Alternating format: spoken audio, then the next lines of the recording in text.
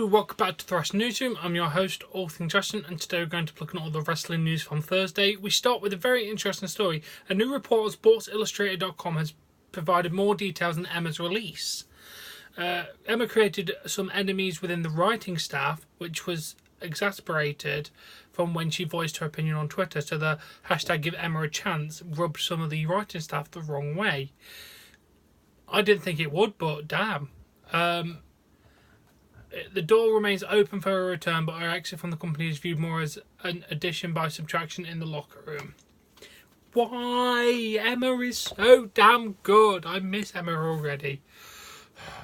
And Paige posted the following message on Twitter regarding her training for her comeback. Just a shout out, a big thanks to Maddie Rose, Nikki Cross, Emma Moon, Ruby Riot for kicking my butt these past weeks so far. Well, she's coming back soon, which is fantastic. We miss Emma. We want Emma, but what are we going to do? Hashtag bring back Emma.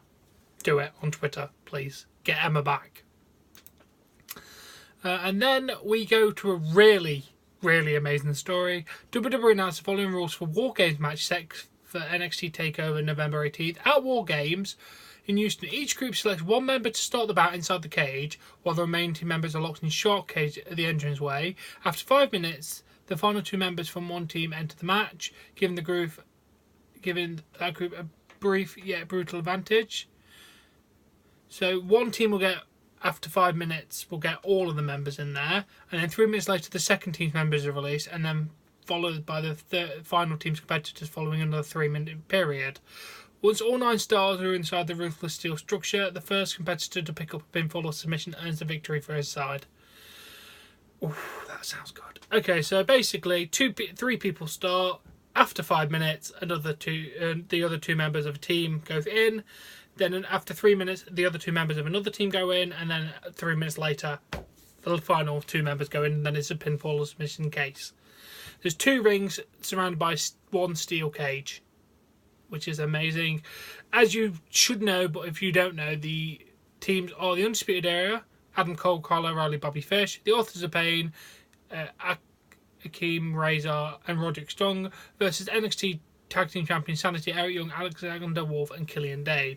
This match will be brilliant. I will be doing my live reaction. I cannot wait. I am so hyped. Oh, yes. And The Rock's co-star from Fast and Furious franchise, Tyrese, continues to publicly vent his frustrations. Hello world, hello live fans and loved ones from our Fast universe. I'm sorry to announce that if Dwayne is in Fast 9, there will be no more Roman Pierce. You mess with family and my daughter's survival, I mess with yours. Close your eyes, dude, you're a clown. Hashtag candy ass bitch made. All my real one, men on integrity, my real ones out here stand up. Folks that GP to the gym and get naturally no juice, no OJ spin off, huh? Spins off these nutshelves, champ. Pause, notice, got your arms around my shoulder, and who's stealing and who's standing alone? Oh, 1 second. Oh, he's noting that Vin Diesel's got his arm around Tyrese himself, and Rock's standing alone next to them. Our children matter. Holy shit, there's some Hollywood drama going on right here. I don't really know what to say in this manner. I'm just going to let you give your own opinion. I don't have one.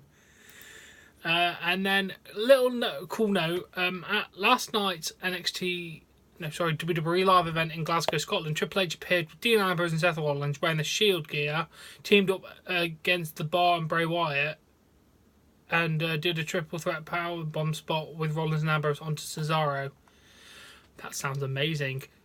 Weird how Seth Rollins is just like, yeah, fine, I'll team with Triple H after all the shit that happened. But this is live event. It doesn't count. But yeah, nice to know that Triple H is doing some awesome stuff. And during a recent Q&A, The Rock was asked who would like to face in a match from WWE current roster. He said Triple H, Brock Lesnar, Roman Reigns, and he said Roman Reigns needs The Rock's foot up his ass. Or no, in his ass. Whichever one you want, mate. But yeah, that's cool. Personally, I would love to see him versus Roman Reigns, cousin versus cousin. The Lesnar has already happened. and Triple H has happened. I kind of don't want to see a rehash. Don't think it'd be anywhere near as good. And there's a photo going around that's the alleged official poster for WWE Survivor Series.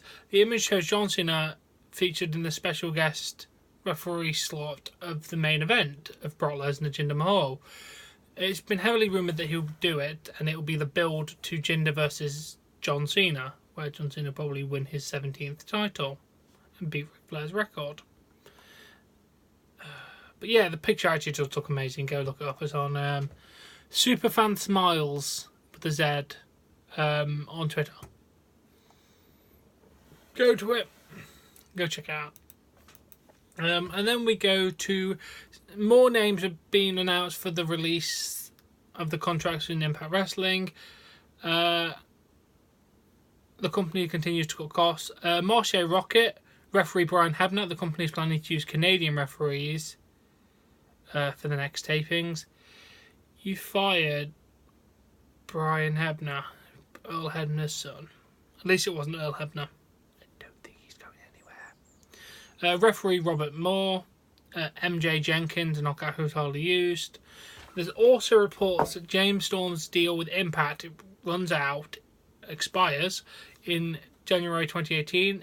He could be the next major star to leave the company. The next set of tapings could end up being Storm's last ones with the company unless he signs a new deal. NXT needs you, James Storm. NXT needs you. Now, please, please, join me. And then we go to WWE possibly signing some female talents. According to Dave Meltzer, Candice LeRae has not signed. It's only going to be used as an enhancement talent for the moment. WWE reportedly passed on signing Lo Shiri because WWE doctors discovered an issue with her heart. Even though Shiri was physically cleared by doctors in Japan, WWE doctors suggest that the company pass her on. With that one, I can kind of understand. Japanese doctors cleared her, but it's your ass in the end. WWE reportedly told Tony Storm, Piper Niven that the company would be in touch with them after the Mae Young Classic, but there's been no word on either of them being contacted. While it's possible they kept quiet about being signed, neither of them have made any have not been made unavailable for future indie dates. So God knows what's going on. God knows. And we go to the final story of the day. Braun Strowman is currently being advertised to face Kane at several events in the UK tour. There's reportedly talks about Braun Strowman challenging Miz for the IC title at some point. The belief is that Strowman will feud with The Miz while Kane teams up with the Bar against the Shield once Roman returns. Both of them I'm fine with. That sounds amazing. It's unknown if WWE will hold off these matches until Royal Rumble since there's no WWE pay-per-view in December. Who knows? But either way, I'm excited for the next few months. And that has been the wrestling news. It's been amazing. I can't believe we found out what WarGames is. It's nice that we had a bit of an update on Emma, even though it's sad news. No update on Neville, if I'm correct, unless there is some update somewhere. No, I can't find any update about Neville. So God knows what's going on with him. I think he's still technically signed at the minute. But either way, that has been the wrestling news. I do hope you enjoyed it. That's been AJ Smiles. I've been All Things Wrestling. I do hope you've enjoyed it. Please give this video a like if you've enjoyed it. Subscribe to see more content, and I'll catch you later.